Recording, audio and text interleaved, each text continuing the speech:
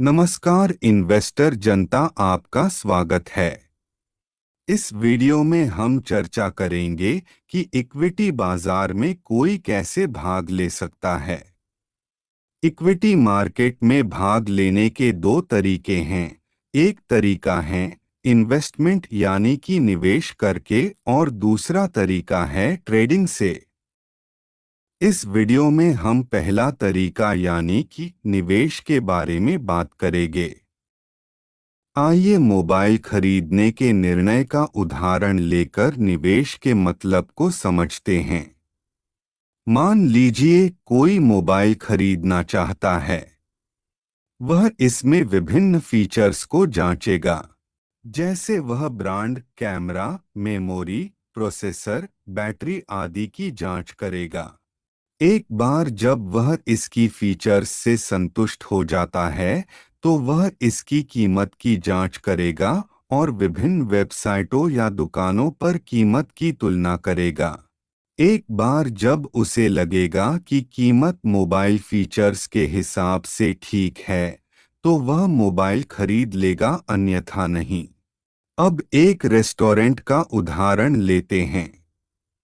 मान लीजिए अब कोई रेस्टोरेंट खरीदना चाहता है। वह आंख मूंदकर रेस्टोरेंट नहीं खरीदेगा। वह रेस्टोरेंट उद्योग का अध्ययन करेगा, जिसमें प्रतियोगी विश्लेषण, स्थान विश्लेषण और अन्य चीजों के साथ संसाधन खरीद शामिल है। एक बार जब वह रेस्टोरेंट व्यवसाय की भविष्य की लाभप्रदता के साथ आंशिक रूप से या पूरी तरह से आश्वस्त हो जाता है, तो वह रेस्टोरेंट की कीमत को जांचेगा।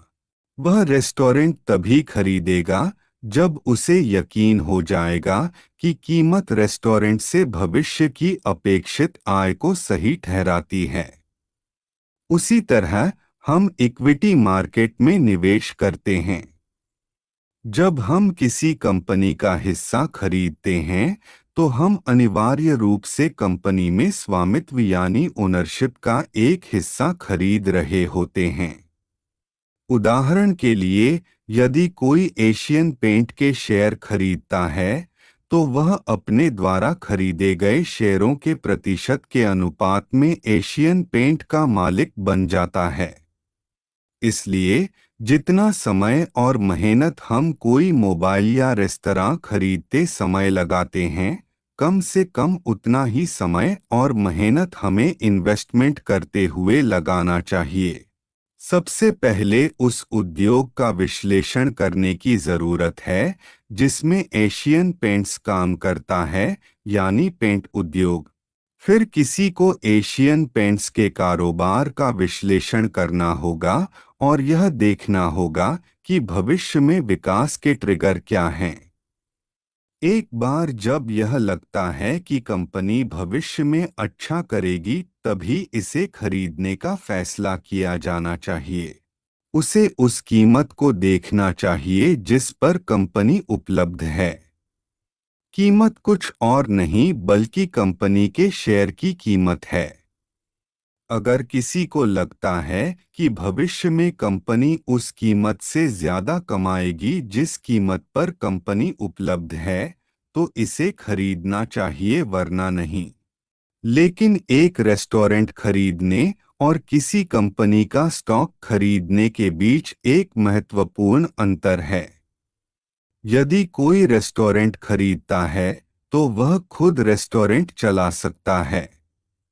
एक और चीज जो वह कर सकता है, वह रेस्टोरेंट चलाने के लिए एक प्रबंधक यानी मैनेजर को रख सकता है।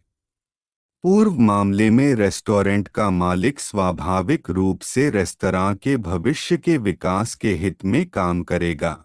बाद के मामले में वह आसानी से निगरानी कर सकता है कि प्रबंधक रेस्टोरेंट के विकास के हित में काम कर रहा है या नहीं। यदि मैनेजर ठीक से काम नहीं कर रहा है, तो उसे आसानी से बदला जा सकता है।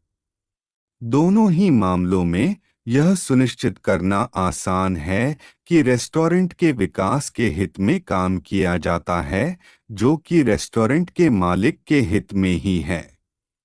लेकिन शेयर बाजार के माध्यम से किसी कंपनी में निवेश के मामले में मैनेजर की निगरानी करना आसान नहीं है। मैनेजर को बदलने की तो बात ही छोड़ दें। इसलिए शेयर बाजार में किसी भी कंपनी में निवेश करते समय ईमानदार और सक्षम प्रबंधन एक बहुत ही महत्वपूर्ण मानदंड है। हम कुछ अन्य वीडियो में प्रबंधन की जांच करने के तरीके के बारे में बात करेंगे। संक्षेप में, किसी कंपनी में निवेश करते समय हमें निम्नलिखित कार्य करने होंगे। मैनेजमेंट की गुणवत्ता जांच, इंडस्ट्री का एनालिसिस, कंपनी का एनालिसिस, कंपनी का प्राइस यानी कि वैल्यूएशन। आशा है कि इस वीडियो से आपको कुछ नई जानकारी मिली होगी। देखने के लिए धन्यवाद। अगर आपने कुछ नया सीखा है तो कृपया इस वीडियो को शेयर और लाइक करें और भविष्य में इसी तरह के वीडियो देखने के लिए सब्सक्राइब करें।